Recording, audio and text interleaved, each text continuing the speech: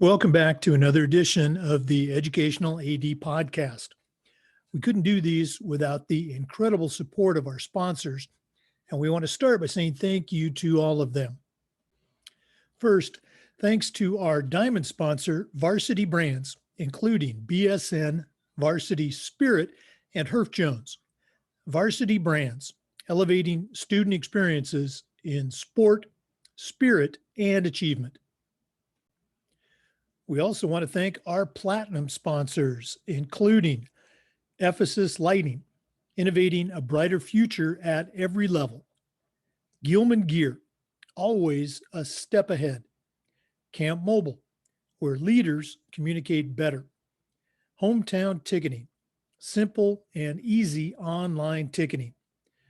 Vital Signs, bring student achievements to life. And Gipper, sports graphics made incredibly simple. Thanks to all of our great sponsors. Welcome back, everyone, to another episode of the Educational AD Podcast. Today, we welcome Joshua Wilson, who's the founder and publisher of FloridaHSFootballcom, widely viewed service, for our Florida high school coaches and beyond. Josh, welcome to the program. Well, thanks for having me on, Jake. I appreciate it. I know your podcast is taking off, and a lot of people are definitely listening to it, especially the athletic directors and a lot of coaches who are athletic directors as well. So, and it's hopefully the coaches as well that are maybe not ADs but aspiring to be ADs. So that hopefully this will hopefully provide another piece of information for coaches to maybe understand a little bit more what I do. No, well, again, we're all here to help each other out, and as a longtime football coach, certainly appreciate all the things you do as far as sharing information and promoting high school sports. In this case, football and also flag football. So, Josh, we always like to let our listeners have a chance to get to know our guests. So tell us a little bit about yourself, where you went to school and college, and maybe how your love of sports, led to this business that you're in.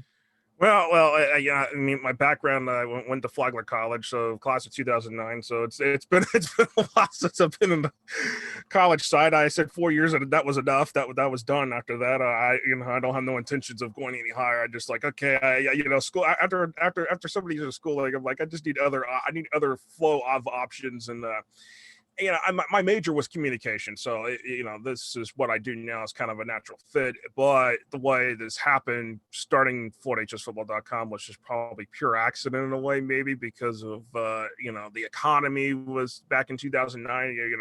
We were right in the middle of that Great Recession. The economy was it was pretty much at that particular point. It was just, I needed something to do. So 2009, I started the website in 2010. So, this is, I had a 6-month gap, I was working the part-time job I had, but I mean, just doing this, it just was like, I've always liked watching high school football, because especially when I went in high school, my alma mater, which was Middleburg High here in Florida, they, the freshman year wasn't so great. The sophomore year, they went 5-5. It was the junior year that they hadn't made the playoffs since 1990. So we were talking, this is 2003 when they made the playoffs, and then they've made the playoffs 2016, and then they're going to make the playoffs for 2020 in this situation. The way the FHA set up things, it's one of those things where you're just watching those games and you watch and see what has happened and all that, and then of course my senior year things went right down the tube, so I don't want to go there too much about that. But it was just watching those games, just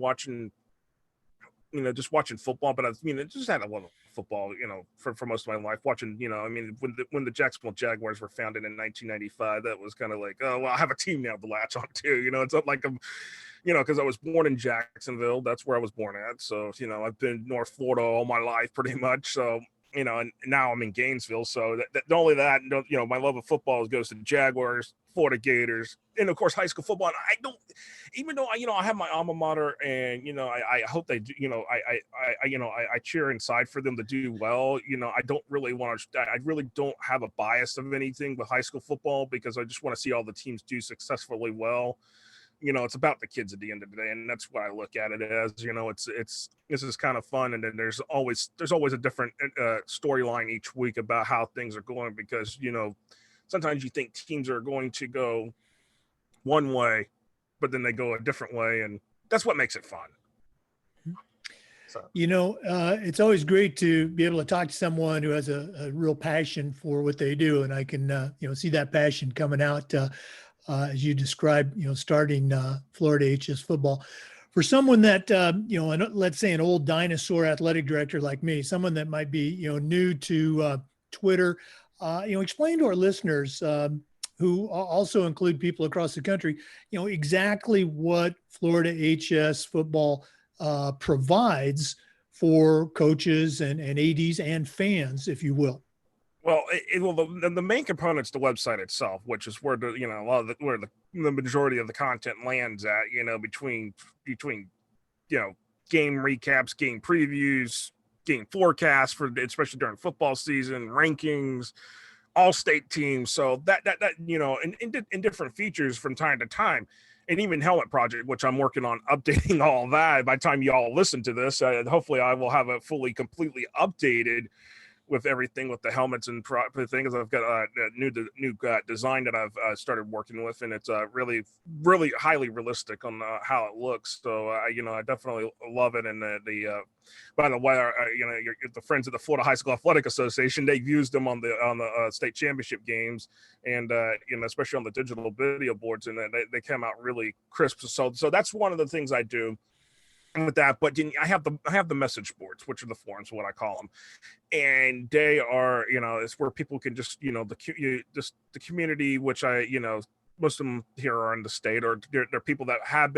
lived in the state, maybe live in other parts elsewhere, but still have a attachment to high school football in the state. So the message boards provide that, and that's all free right there to get on there and start, be a part of that message board, and talk with fans. And, and there are coaches on there. I can attest to that. There are coaches on there that chat too. So it's definitely something with the community. But the social media part, Jake, it's definitely something that drives the website itself, especially Twitter. And, this is the one thing I do like about Twitter. There's things I absolutely despise about Twitter in a lot of ways. And I won't go there what I despise about it. But what I like about Twitter itself is that, especially for sports content, it definitely helps, especially during the season, during football season. Posting scores, on Friday nights, either sometimes if I'm in the office just because I have, of certain situations I got going on, but, I've got other people working with me to get those scores out there when, I'm at games or, doing other things too. So they get that information, you can see the scores and drive them to the scoreboard. So every time we tweet a score out, it's, the link is included, go to the statewide scoreboard. They drive them back to the website so they can see the scores. Cause if, they see a score of a favorite game that they're watching, but they have 5 other games they want to know the scores of, they can go to that. And there's other options. They can look at scores too. So it's not just a statewide scoreboard, but regional as well. So they can see what's going on.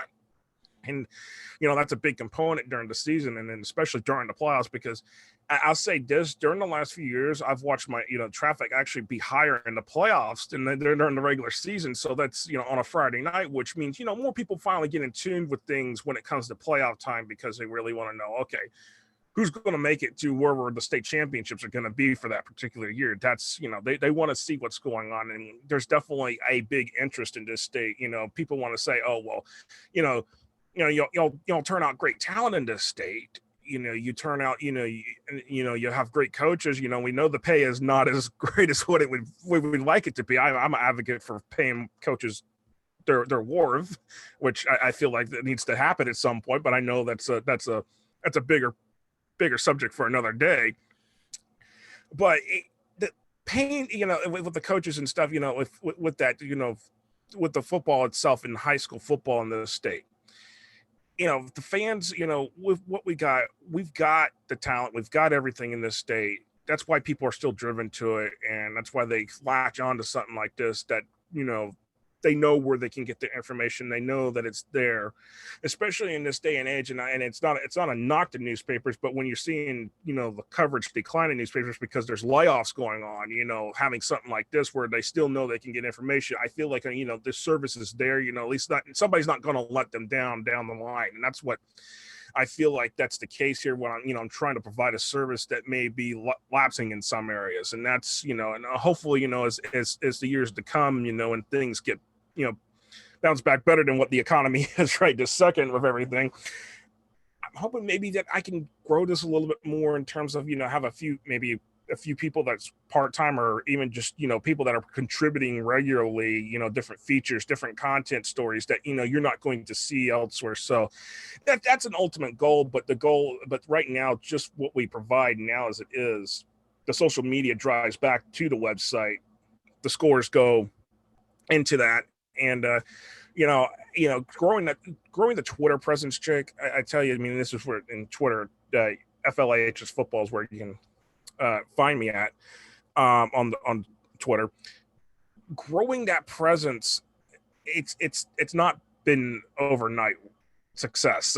That's taken 10 years of work, and and I had to battle with Twitter to get the verification, because I just, I've had people trying to copy almost directly what I've done, and it's like, when you take pride in your work, you're going to do everything to protect that work. So in that case, that took a while to get Twitter to finally realize, I'm still fighting with Facebook and Instagram to deal with that stuff on their side. But, but the Twitter is where I found the most success with the social media, especially with coaches, especially with teams. The number of teams that have, either between the teams themselves within football or girls flag football or just school athletic accounts, the number of accounts that I've seen grow over the last few years is just really amazing. It's like almost nearly, I would want to say 90% of the schools have some kind of representation on Twitter. I would put at least around that number. Oh, no, absolutely. And, just as a school-based AD myself, the last few years at Maclay at my school, I can attest to, our kids, our parents, on Friday night, they're looking for those other scores. And so absolutely being able to have those, in the third quarter, in the fourth quarter, and share it and just see the buzz that gets generated. Like I said, I'm been doing this for a long time. I still remember where you had to wait until 11:25 and watch the local news to catch the rundown of the scores of not just your team, but the teams that you're interested in. So, the schools and the ADs, as you mentioned, and we've got several of them here in Florida that have really embraced, social media to promote their own programs, have really seen, huge benefits and rewards from doing that. And certainly you're part of that. Let's go and talk a little bit about the website. You've got quite a few features there. And if you've never been on FloridaHS.com or FloridaHSFootball.com, I encourage you to go there. But, you mentioned the chat, the fan chat, the forums, but there's also, you do the rankings.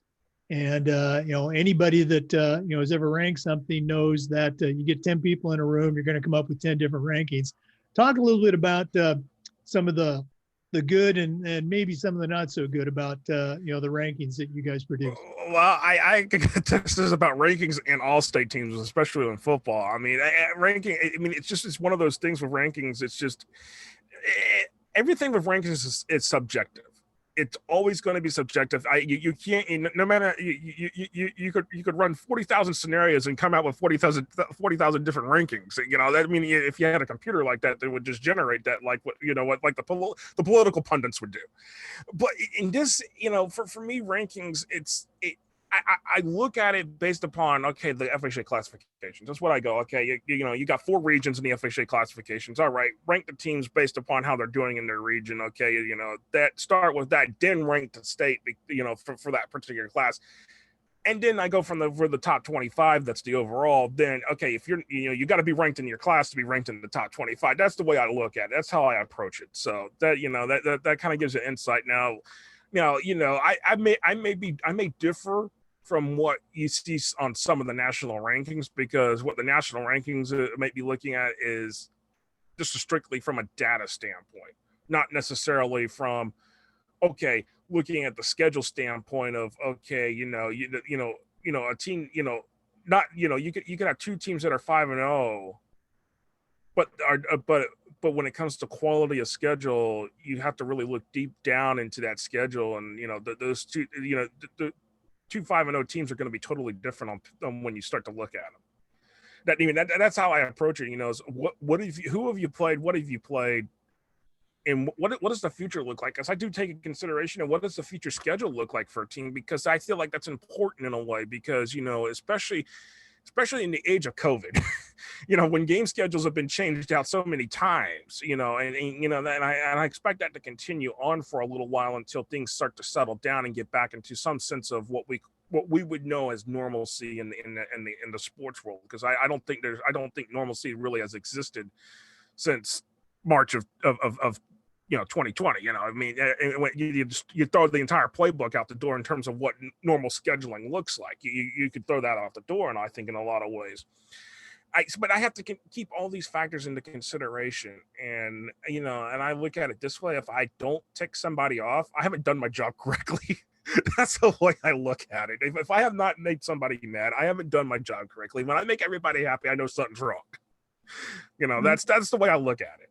No, and I think that's a great answer. As a coach, you could choose to look at that and say, oh, that dirty so-and-so, he didn't rank us, or just the opposite. Gosh, I wish he wouldn't have ranked us so high. Now we got this big bullseye on our back. But I hear that all the time. As I've explained to a couple of our parents over the years with regard to whether it was your rankings or someone else's rankings, who shall go nameless at this point, I just said, these organizations, they're not handing out any trophies. The FHSA hands out the trophies. So that's the only ranking we got to worry about. And that's only going to come by when we win our game. So, you're absolutely right. And rankings, as I said, rankings are subjective, but it creates fan chatter, and it creates the interest in the sport. And as long as we keep the interest going on in the sport, especially for all sports, not just football or flag football, but for all sports, no matter who does the rankings, if somebody's doing that for that particular sport, it's keeping fan interest alive. The moment that all disappears, I think fan interest starts to wane, and that's not going to be good for any school program in the state. And you don't want that, not especially in this time and age when you got so many distractions, especially in a state like Florida, where you could put social media in one basket. Oh, well, you got the attractions over here in another basket. You got the beaches in another basket. You got to be able to find a way to keep people engaged. And if you can't keep people engaged, then there's definitely going to be a problem. And I don't want to see that happen. Not especially with the fact, I go back and I like history. So I go back and see some of these old newspaper clips, and, you see these 7-6 box scores. And you're like, well, that must have been a good classic game to watch. The defensive struggle, sometimes you don't see those defensive struggles anymore, or we're, or sometimes you just don't get the offensive where there's no defense and you get a lot of offense. You don't see that as much. I mean, you still get them, but you don't see it as much as often. Looking at these box scores, and I'm like, geez, I wish we had some of that. Or you look at some of the ideas that the official has floated around over the years, and I'm like, I wish the official would actually have done that. I've seen these different ideas, and looking at these clippings, and I'm just like, I just wish we could go back and have that kind of thing going on during this time, especially with everything, just keep going back and doing that, have these good things that, keep the interest going in high school sports, because, again, we've got, there's too many things that, the distract with attention. We've got to be able to keep the interest going. And that's either, I know some people like to, keep doing things the same old way every time, doing it that's that way, but sometimes you have to reinvent the wheel, as you say. In high school sports, you probably do have to reinvent the wheel, and I've definitely have had to reinvent the wheel on how I've done things over the last 10 years, so just to keep interest going. No, and again, just this whole social media thing, like it or hate it, it's here. And so if you don't use it, somebody else is going to use it to promote their program, and your program's going to suffer. So, I think the coaches and the ADs that, again, have embraced it have seen the returns. You mentioned, COVID and scheduling, and I'm curious to hear, your observations. You're in a position where you can kind of look at things, from that 30,000 foot level, as opposed to just having the blinders on about a single school or a single program. Obviously with schedules and cancellations and things like that, that's certainly impacted you. But what are your observations and reflections regarding COVID, and let's talk football, obviously, as we're getting ready to move into the playoffs? What have you seen? The scheduling part, I've always, I had my questions, I had my reservations when all this was going on, because I'm like, I'm one that, I want to, listen to all the data and the facts of what's going on, especially with the virus, especially in a state as large as ours, third largest state in the country. That's not mincing words right there. That's a lot of people when you're talking about you're the third largest state in the United States out of 50 states, 21.5 million people, that's a lot of people, especially when you go, hey, every time I hop on the interstate, I'm like, where are all these people coming from? It seems like every time I hop on the interstate, it gets crowded. There's more traffic on it. It seems like, with the scheduling part, Jake, that one, it's been interesting, because when I first started putting schedules back together back in, June, I was thinking, okay, we're still on the same schedule. We're going to start on time, nothing's going to change. But then as I started getting further into June and into early July, especially when the FHA started having those meetings, I realized then we weren't going to be in for a normal season. This was going to be a season of a lot of changes, a lot of different approaches. There's no one size fits all, and especially what you've seen in the football schedule, what I've seen in football schedules, there's been no one size fits all. I think, and you can definitely test that to where you've been at and over in Tallahassee, that it's been no one size fit all, and especially in the Big Bend area. And it's been, where a team has a tentative schedule set, so you collect all these schedules up, and minus South Florida, which South Florida's finally starting football, end of October, starting to finally get those schedules lined up. But the teams that have had schedules lined up since, after the FHA decision was made back on August 14th of 2020, getting those schedules all lined up, putting in a master schedule on a spreadsheet. But it's you've been watching a lot of games come off the schedule. This is what I've been seeing. A lot of games come off the schedule, but then it's been, oh, well, two opponents find that they don't have games all of a sudden because their opponents have had to go into quarantine. All of a sudden they're plugging and playing. And it's what I've seen is a lot of plug and play.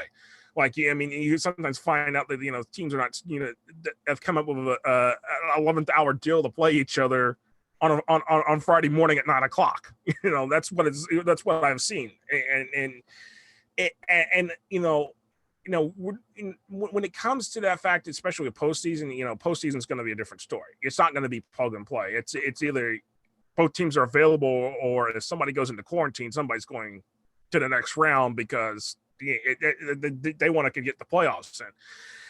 That's the biggest thing. But I think what the FHA did with the scheduling this year, by offering the teams an opportunity to say, okay, you know what, you can get your up to 10 regular season games in by playing all the way through the 19th of December. I think that was the best approach solution they could have done, in a way that, if, you got issues here, but, everything's fine here, you can still play. And, now looking at it, a lot of teams have gotten games in, it's been a handful of games each week that has been canceled so far. And hopefully it stays that way. I don't want to see it to where it gets to a point where the FHA says it's getting too risky, where they can even say, hey, state series gets canceled or something like that, because there's too many teams getting the quarantine where it's not making it worth everybody's time to be able to try to get a game in. So that's where I hope that doesn't happen in that sense. But the way they approached it with fall sports, especially with football, I think that was the best solution. Am I a fan of the random blind draws in any of the sports? Probably no. I'm not a fan of it, but it was probably the best solution you could have done. In a way, you were trying to were trying to bridge a gap, but you weren't going to make everybody happy, but you weren't going to make everybody mad at the same time. And that's what I feel like has happened here. And I'm glad you shared that. Going back to some of those board meetings that were broadcast, for It was a marathon. I just, some of the people in that meeting, some of the, let's say the coaches and ADs, I think they had too quickly forgotten what happened back in spring, that, people were complaining about, playoffs and playoffs and playoffs. Well, those spring sports, they lost everything. And I'm sure we weren't the only one, but, we had a couple of spring teams that were, take your pick, state finalists, Final Four, they got nothing. And so I think what the FHSA did with regards to this year in fall sports, as you said, it was, the best of both worlds, gave teams and schools choices. And, it's not the end of the world if you don't make it to the state playoffs, because that's going to be very few teams anyway. But it's a little bit more impactful if you don't get any season at all. Right. Right. And no, absolutely. And the fact, with doing this, we're hitting the 8th week of the football season, which is great. I didn't think we would make it to full 8 weeks, but here we are, we're making it, and hopefully it continues on. And hopefully, people, and the biggest thing is just people, hope people stay safe. People follow the protocols that the school districts have set up, for whatever, where you're going to, what the school districts, the schools have set up, because these protocols are important for these seasons to be completed. Because if people aren't following the protocols, it definitely won't happen, and that won't be a good thing. And then the kids will definitely suffer from that. And you've already got kids that had suffered from the spring sports, especially seniors that had to graduate, not knowing that, would we have won that state championship? Would we have made it that far to the Final Four for a particular sport? That's, in flag football, I could attest for that, especially for one team. I mean, the Tampa Robinson, who has been one of the top teams in girls flag football the last few years, they did, they were expecting maybe to possibly, win their 5th straight state championship. Now we don't know if that was ever going to happen, because we didn't have it. And even coming down to like all-star games, you saw all-star games getting canceled too. So, that's where, it's like when you don't have any of that, people have got to remember these spring sports didn't get to finish anything. So what we got right now in fall sports, don't take it for granted, for one thing, because it can be taken away from you at any given moment, like how spring happened. Because you got to keep that mindset. If you take it for granted, it's going to sneak up on you, and then you're going to be like, what the heck happened? And I just don't want people getting to be complacent in that mindset like that, because it's definitely something that 2020-21 school year is definitely not a normal school year by any means, and it probably will not be that way for the entire school year, just because you're going to see different things change. Even though I know that the winter and spring sports calendars haven't changed at this particular moment, and a lot of things haven't really changed in that particular direction with the FHA, things could change at any given moment. People have got to keep that in mind. So, and especially, not knowing, how long is this situation going to last for us? Could this go into fall of 2021? We don't know yet. So we got to be mindful, not get complacent, and just understand that, whatever the opportunities the kids have, let them have it and let them enjoy it as much as possible, because you just don't know when somebody could take it away and say, hey, you can't do it anymore right now. Right. No, definitely keep doing the right thing. You mentioned flag football, and I'm glad you did. Florida has certainly, I think, been on the leading edge of developing this sport, and it's huge right now in Florida, and particularly in certain pockets. Leon County being one of those. What are some of the things that you see about flag football? What are maybe some of the things that you guys have done to help grow it? Well, one of it's just being, just giving the sport coverage, period, because, a lot of people don't give it coverage because, they say, they can't get, the girls can't get scholarships, which that's totally untrue now. They can't get scholarships now in the college for flag football, even though it's not at the NCAA level yet. It's an NAIA, it's a start. And that's where that it's got to be stressed. That is a start there on that. So and that's huge, and hopefully, they're trying to push for the NCAA to get to that level. And people got to remember, Florida was the first major state to put girls flag football on the map. I mean, we're talking late '90s when that first started, even though it was club at that point.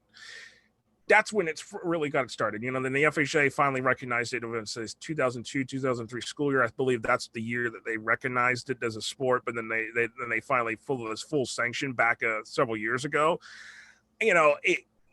The whole point of it is being fully sanctioned, as a sport in this state. It's a huge accomplishment for the sport that is being, that is growing. And for what I've done, just given the sport coverage, going to the couple major events that, I will go to is, Capital City Classic, which is hosted in Tallahassee at the FSU's rec sports fields and out there near the airport, which is so I get to make that trip to Tallahassee a few times a year for other things other than just that. So,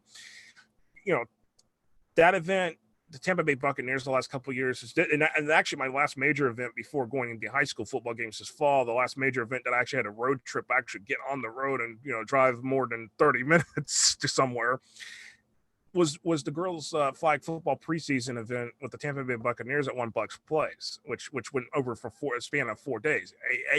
Jake, if you told me that that would have been my last major thing I would have done for 6 months before high school football got started, I would have been like, no, you're kidding me. But 2 weeks later, everything came to a screeching halt, and it was like, what's going on? What's happening? And you start to question yourself. Are you ever going to be able to do these things again? And and there's going to be, I to be honest with girls flag football, I know some of these events are probably going to happen still, probably in a more modified COVID friendly way, to do it going forward, until things are, situated to go back. But I just, thinking of it on all of this is that, covering girls flag football, just trying to give the girls some the coverage, because some of these girls they play harder than some of the guys. I have to admit that. So they play harder in some aspects, and just to see the sport grow, and hopefully at some point that either the FHA can finally they finally approve where the district runner-ups can go into the playoffs as well, where it's like a lot of other sports, or maybe a third classification, because the sport is definitely growing, and and a lot of teams are trying to keep things flexible to the point where that not only they can play their district teams and because they got districts in flag football, but also be able to go to different tournaments, which like the Capital City Classic. There's a couple other ones, smaller ones too, that they do each year around the state. So being able to do that, just to cover these events, be able to give the sports and coverage. It fills in a gap during the springtime a little bit before spring football, but it's fun. It's and it fit naturally, putting flag football into the high school football coverage that I already had done. So it was a natural fit when I started doing it 5 years ago. No, I can certainly echo those comments. We've seen several of the teams up here in our area, and those girls, they're not girls, they're athletes. Okay. And they are definitely athletes. I agree with you, Jake. And a big thing, Tallahassee was definitely one of the early leaders in girls flag football in the state. They were one of the first areas to say, we're gonna field teams at the local level. We're gonna compete for state championships. And if anybody knows the name of Jeff Martin there in Tallahassee over Leon, he was definitely one of those coaches that and he definitely the thing. And it was and a player named Chelsea Palmer. She's one of the top coaches in the state now in girls flag football. She coaches at Godby, so she definitely has definitely. But then Josh Saunders at Robinson, he's another one of the top coaches that I'm going to mention here, because he's definitely taken a program that was definitely not even on the radar a decade ago, and he's turned them and turned that program with those young ladies be able to get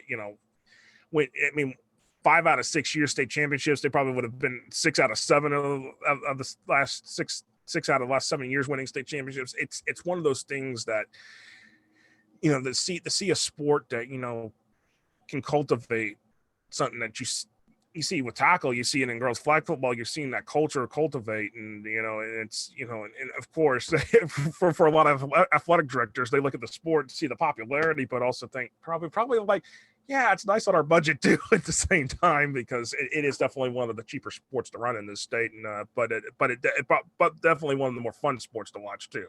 Oh no, absolutely. Cost and out there on a good spring day, you can't beat that. Absolutely. Well, Josh, this has just been great visiting with you, learning more about Florida HS football. But we're not quite done. We always like to wrap things up with what we call the athletic director's toolbox, but I'm going to tweak it a little bit for you. We've talked about the importance for ADs, for coaches, of embracing social media. And what I'm going to ask is create an athletic director's social media toolbox. You're certainly experienced and a veteran pro at this.